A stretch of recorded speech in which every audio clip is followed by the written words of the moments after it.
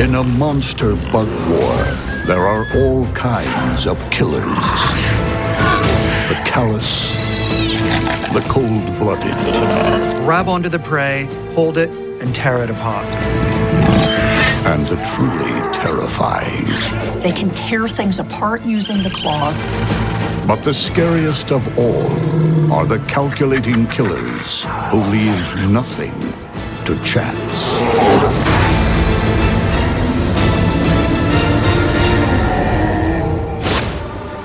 Every day, billions of bugs fight millions of individual battles to feed and breed. But every now and then, two tribes will wage an epic war where there's just one outcome: carnage.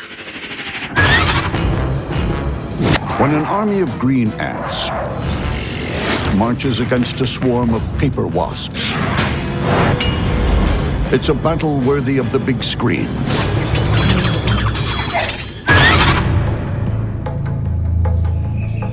Above the ground, a high-rise militia goes through its maneuvers.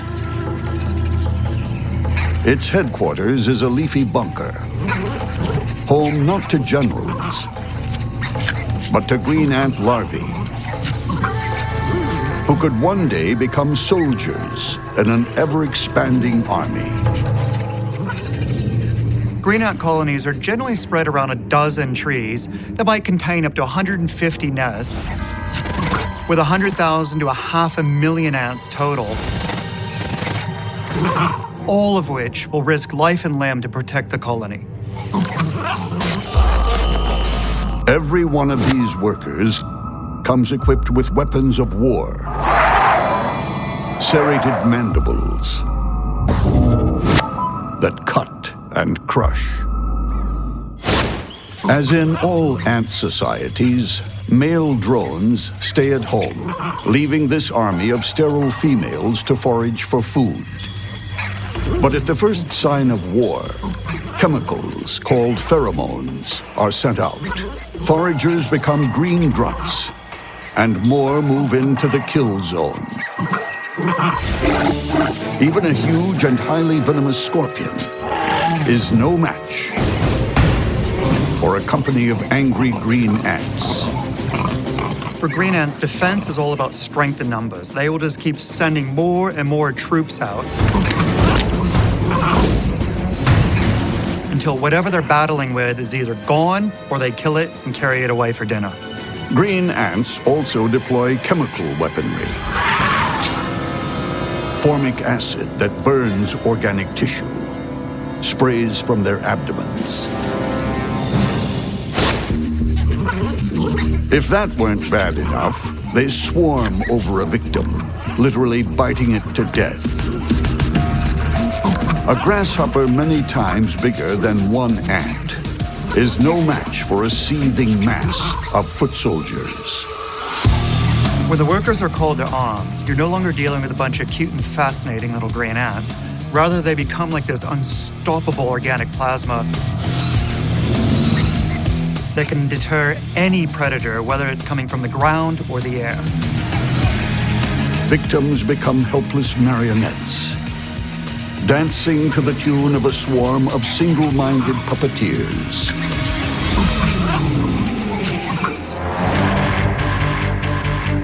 Below this treetop bunker, with its elite soldiers, another force has moved in. A colony of paper wasps.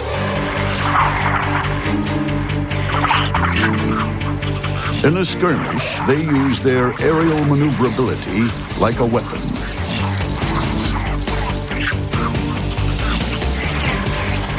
Paper wasps don't fly fast, but they hover with intent, like attack helicopters, waiting to strike and feed. Paper wasps are really important because they kill so many pest species of caterpillars. The adults are active for anywhere from 2 weeks to maybe 3 weeks. They spend all of their time going out and foraging to kill the caterpillars.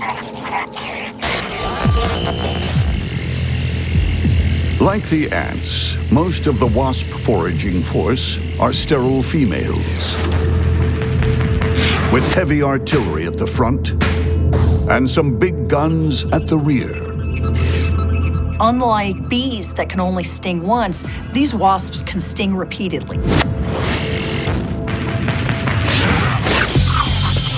But paper wasps don't rely just on firepower. They have tactical coordination down to a fine art. Wasps are actually really smart. They're capable of complex learning. They've got excellent vision. Like green ants, adult paper wasps hunt and kill only to feed their larvae. Their own survival depends on it. Wasps feed the larvae with captured caterpillars. In turn, the larvae produce nutrient-rich saliva that's fed back to the adults.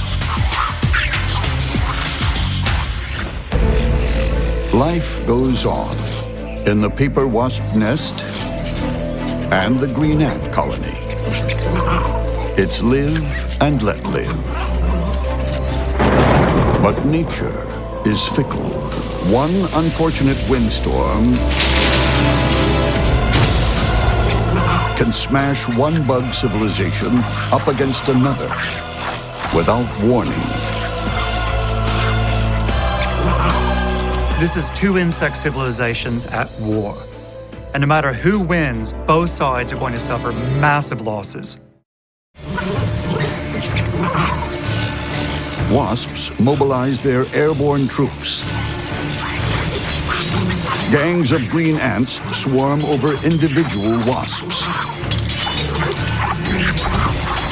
Green ants have a major tactical advantage here because they can team up very efficiently against an individual wasp, but the wasps can't work together against an individual ant. The ants lay pheromone trails and shake their bodies to communicate and coordinate their attack. Without the ants' superior teamwork, the wasps are at a disadvantage. But one-on-one, a larger wasp overpowers a single ant. Some are thrown to the ground, others killed instantly. But in ant battle tactics, strength lies in numbers. Individual wasps are pinned down, sprayed with formic acid, and bitten ferociously. Alone, they have no answer to a combined attack. The wasps are so much larger than the ants, and they're not cooperating the same way. They're all actively defending the area, but the ants are able to gang up and pull on different legs, so an individual wasp may have multiple ants attacking it.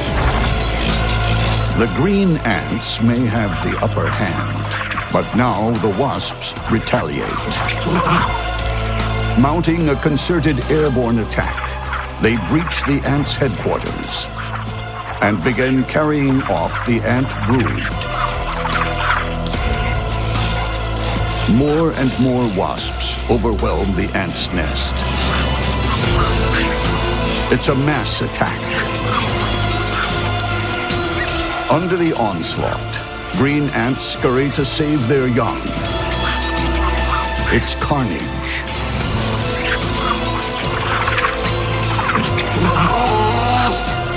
The battlefield is littered with the wounded, the dying, and the dead.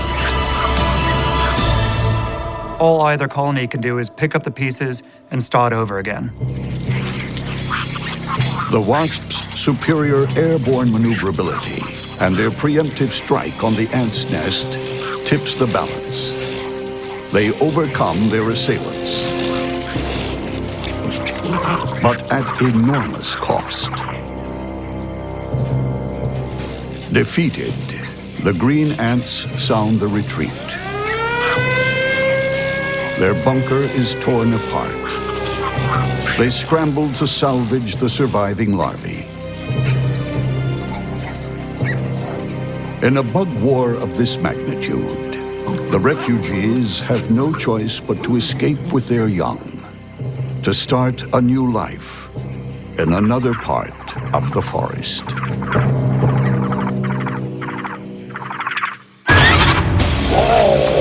In the bug world, there are many ways to kill.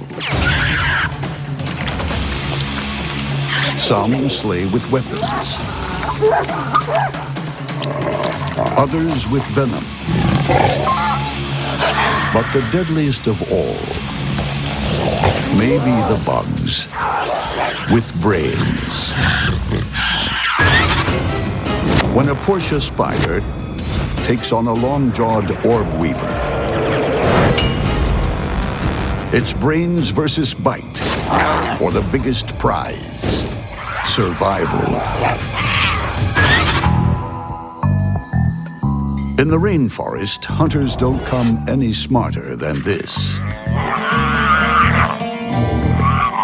A flair for strategy. A master of disguise. The name is Spider. Portia Spider. Licensed to kill. Portia is a specialist assassin. She prefers other spiders. And her 8 all-seeing eyes can pick them off in all sorts of conditions. The eyes have different functions. The eyes on the side are very attuned to movement. A jumping spider can see 360 degrees. Portia is also a mistress of camouflage.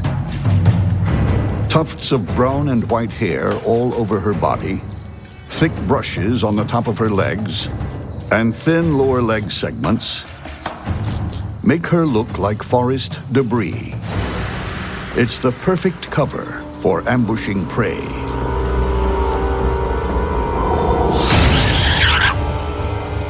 And when it comes to the kill, she has all the equipment a stealthy assassin needs.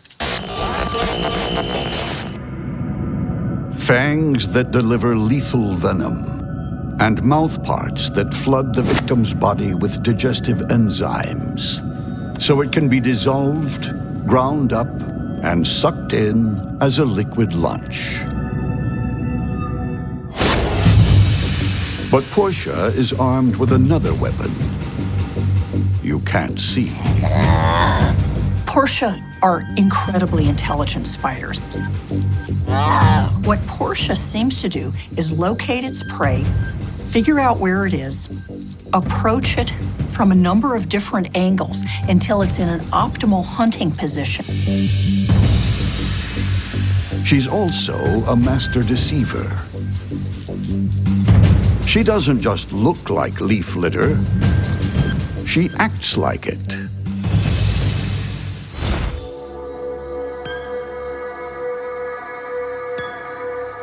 They will pluck on webs that indicate that just a little debris has fallen into the web. And so the spider may come up to the web, try to remove the debris, only to be attacked. You don't mess with a fine-tuned killing machine unless it has a weakness. And this is the arch-villain who could find it. A stay-at-home hunter and a high-wire walking warrior.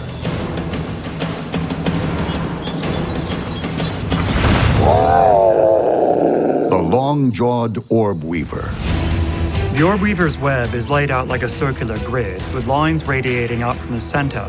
The spider will sit in the center, and from there it can get to any point on the web very fast, and those long legs just enhance their speed.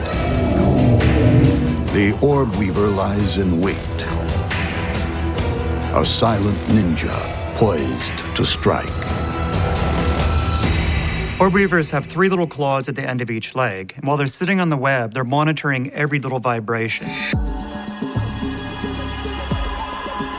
Each movement means something. A puff of wind, a falling leaf,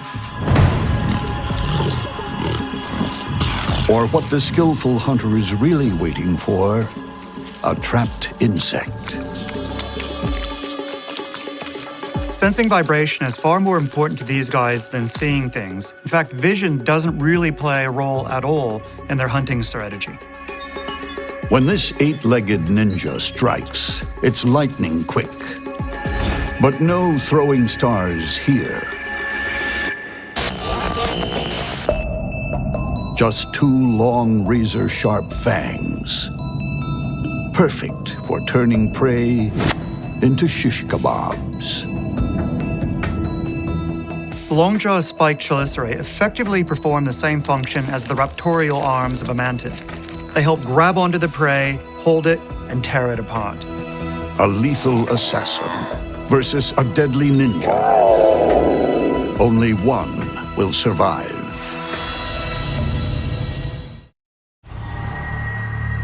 Portia's a camouflage spider. They look like a piece of debris, and that's all there is to it. They don't look like a spider walking along. They don't look like a predator, and they don't feel like a predator. Portia has devised a plan of attack. She starts snipping the Longjaw's silk lines, clearing a jumping path for a view to kill.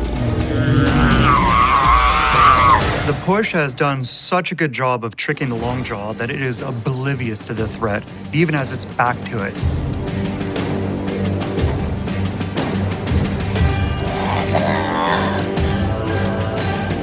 Portia keeps snipping. One stray line in the path of her jump, and the diner could become the dinner. With the lines clear, she moves into position.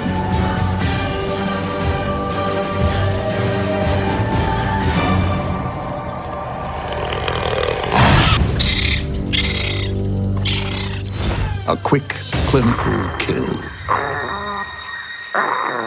As the venom-filled fangs plunge into the orb weaver's body, what took more than an hour of scheming and preparing is over in a moment. Portia venom is unusually potent, especially to spiders. As the deadly cocktail courses through its body, the Longjaw is paralyzed, then eaten. You know, it's no surprise that this Portia won. Long-jawed spider, unless it escaped fast, was doomed. It isn't a spider hunter. Portia is a spider hunter. They're good at what they do. They're really smart. I don't think the long-jawed spider had a chance. Like a professional assassin, Portia is ruthlessly efficient.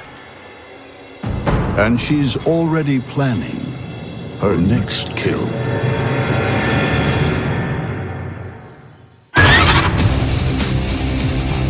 In the bug world, there's no such thing as a G-rated monster movie. On every blade of grass, on every leaf, on every tree, there's a killer plot just waiting to be played out.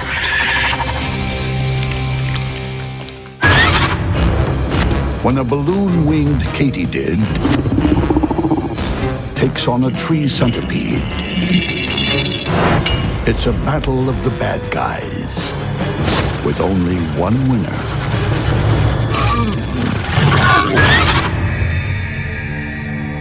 At first glance, it looks like a green leaf, swaying harmlessly in the breeze.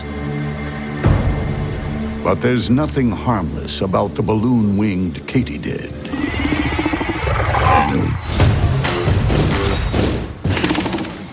The simplest way to describe the balloon-winged katydid is that it's a mobile leaf with razor-sharp jaws. It's an ambush hunter with a very straightforward attack strategy. Rush, grab, tackle, eat alive. As a hunter, the balloon-winged katydid has it all. Long antennae to detect prey and danger. Huge hind legs for jumping and kicking. But up front is the serious weaponry. There are 2 rows of massive spines on the front 4 legs, and the balloon-winged katydid basically uses them to pin the prey down in a spiked cage. A fellow katydid is easy meat. Legs, wings, head, gone. But what will happen when this ambush hunter crosses paths with the freight train of the forest? This is a killer with a need for speed. A tree centipede that's as long as it is ferocious. The tree centipede has 21 pairs of pointy legs to grip any surface and any prey. Plus 1 pair of venom claws that plunge into its victims' bodies, injecting fatal neurotoxins. Of all the animals in my lab, it's the centipedes that are the scariest animals because they can just climb all over the place, and they do it fast, and they've got a strong venomous bite. It's a hyperactive carnivore with a big appetite. So a large katydid should be an easy snack, but don't count on it. The balloon-winged katydid isn't one to run away at the first sign of a predator. Remember, this is an animal that's used to winning fights. What will happen when the prize fighter meets the runaway train?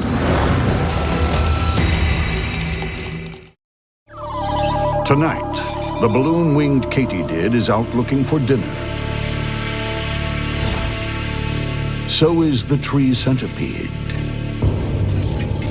And it's picked up a katydid's chemical signal.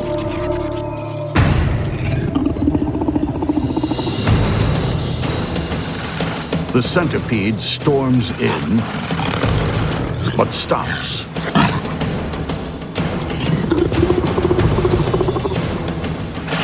The katydid backs off. It's all the hesitation the tree centipede needs. If it's a large prey item, they will literally wrap around. Their back end is capable of holding on to the prey, so they're both wrapping and grabbing with front and back end. Powerful animal. With one trademark blow from its venom claws, the centipede delivers the knockout. The tree centipede is venomous enough that it has a big effect on essentially anything that it bites, everything from invertebrates to vertebrates. It's a strong, potent venom. The katydid is alive, but helpless. Its savage mandibles and spiky legs are useless. The centipede's powerful jaws now go to work. Ripping, tearing, feeding. Centipedes are voracious predators. By the time she's finished with this katydid, there's nothing left. In Hollywood, the underdog often wins. But when Mother Nature's writing the script, there's usually a sting in the tail.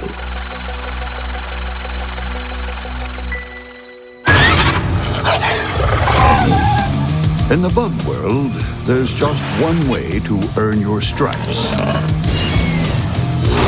That's by staying alive and making sure your victims stay dead. When a badge huntsman faces off against a spider-hunting scorpion, it's a head-to-tail battle.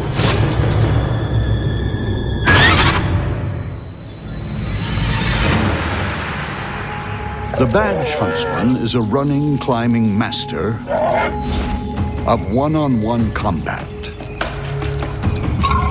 Equally at home on the ground and among the grass. It's the commando of this forest, and it has the stripes to prove it.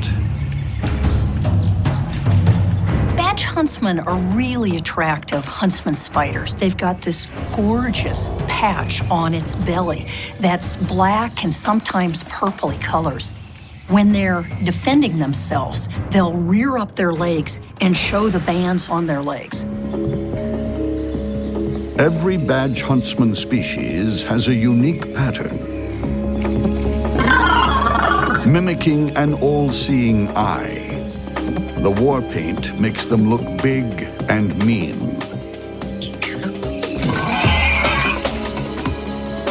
Blindingly quick, badge huntsmen chase down their prey in any part of the forest. The badge huntsmen are very, very fast spiders. The underside of their legs are covered with something known as scopula. These act as suction cups so that they can essentially walk upside down anywhere. When they attack, they inject a toxic cocktail with 2 super sharp fangs.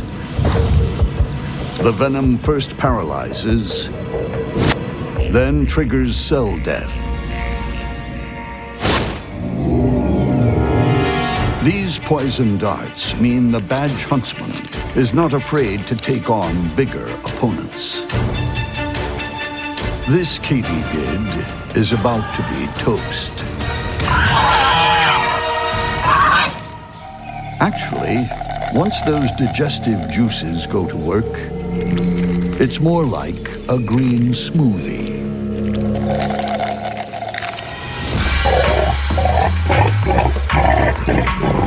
But fancy badges don't cut it with these guys. Spider hunting scorpions. And they've been around the block a few times. Scorpions outlasted the dinosaurs. They outlasted the Neanderthals. They've made it through every form of climate change imaginable. The reason is that they're incredibly adaptable and very skilled predators.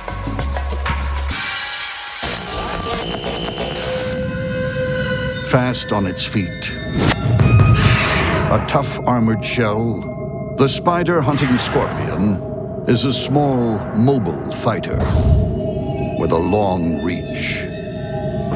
The pinchers are an effective weapon because they're very long. This gives the scorpion a really good reach, making it difficult for another animal to get close without being grabbed and stung.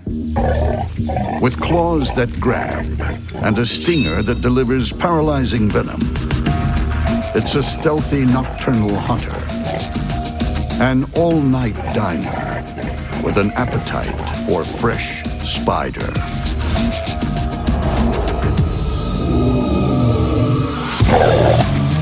Two forest killers are about to face off. Tooth and tail. It's midnight in the forest as two killers face off.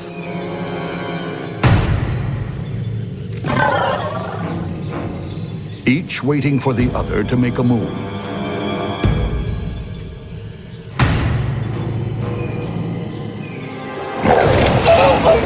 The spider opens with a sidestep, but the scorpion grabs its leg.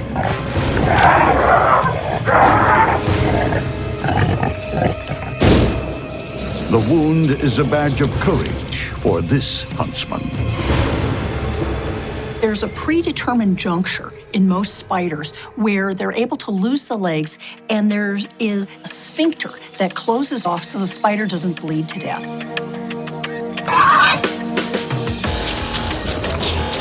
But she's not the only spider prowling in the forest tonight. Another huntsman comes along, flashing its badge. But after tasting spider flesh, the scorpion's keen for more. Now it's back for a kill.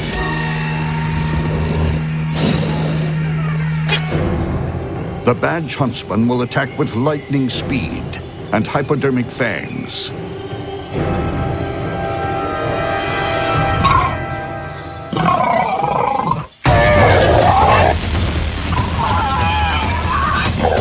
The spider killer grabs first and tries to land a death blow.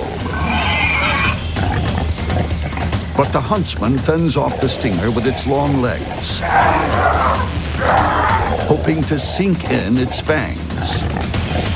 When the scorpion gets into a difficult tussle, uses his pincers and his tail like a wrecking ball, just throwing them around, hoping to knock the prey off their feet, and if they stumble, bang, they get in a sting.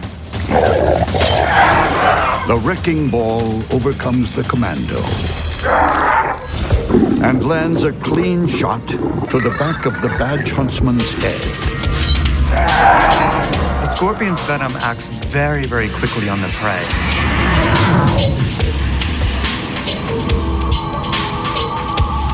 It's like a flow of burning acid through the body.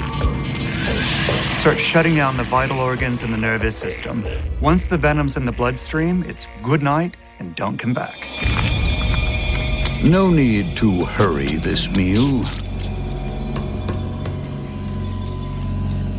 Meat always tastes better if it's hung.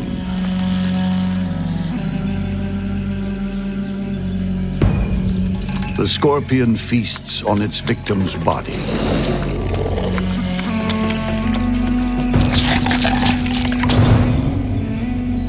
A once proud badge of honor is trash on the forest floor. The animal world teems with monsters that crawl and fiends that fly. But some of the strangest and most savage beasts on the planet do their dirty work underwater. When a hard-shelled freshwater crab and a slimy tiger leech bump heads, there are no soft options.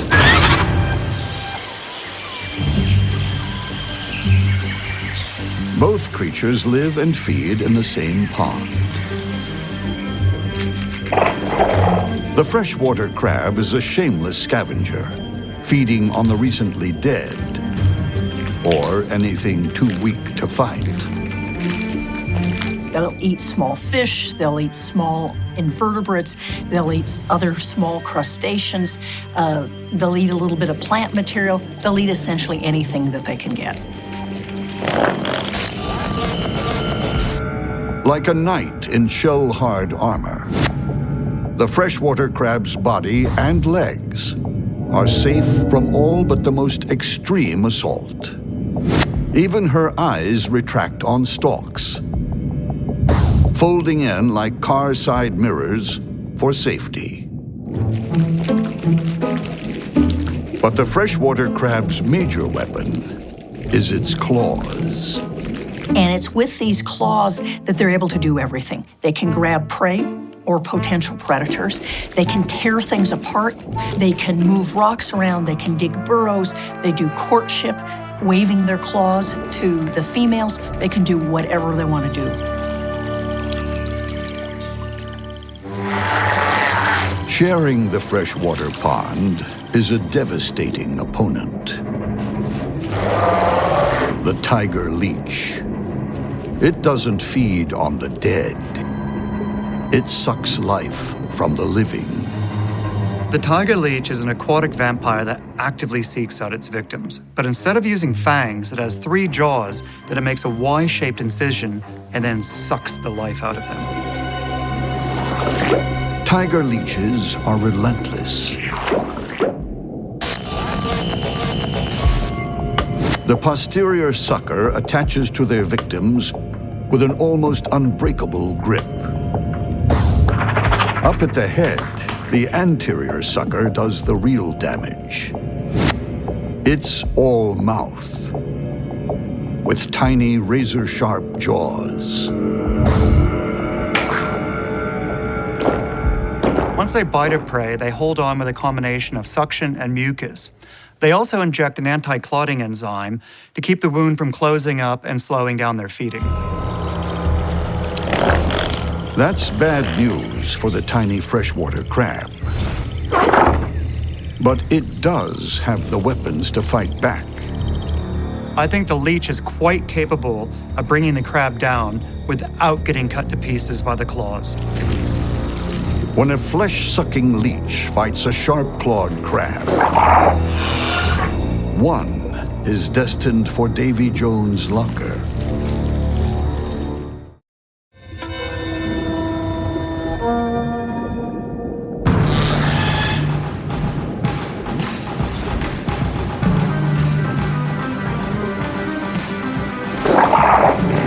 The crab shell is tough, but the leech's jaws and teeth can cut through it like a diamond-tipped saw. That's if the crab doesn't cut the leech in two.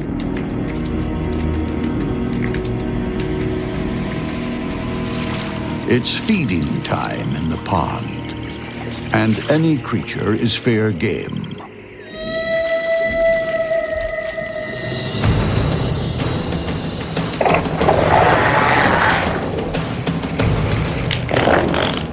The crab backs off.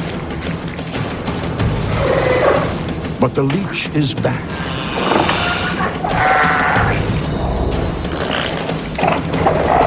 It searches for the crab's Achilles heel.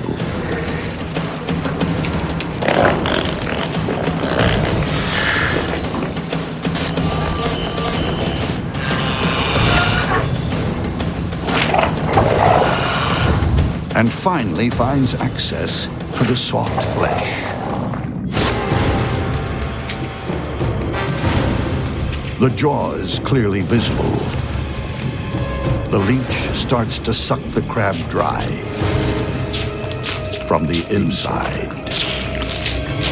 This is bad news. The crab is able to defend itself really well in the front of its body, but behind, it can't get its pinchers. It can't get its legs behind it. And if that's bad news, there's worse to come. Leeches have chemosensory organs, and they've detected a crab in trouble.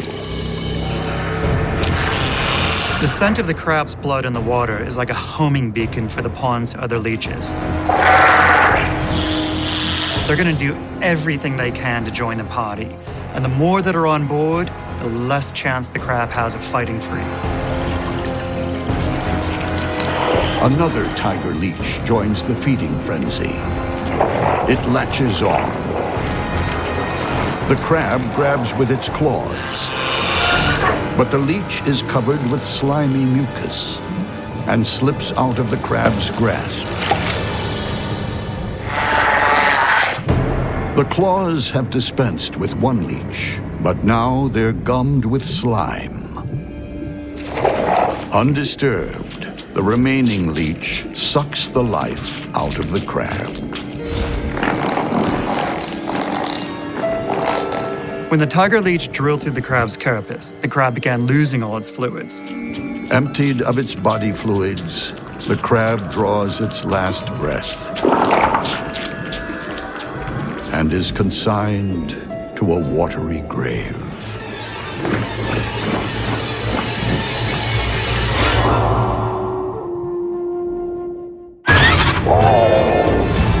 In a monster bug war, clever tactics triumph over superior firepower. Battle know-how overwhelms defensive display.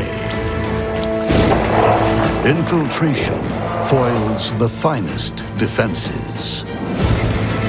And maneuverability gives you the edge in a mass attack. When bugs go to war, you fight smart or die.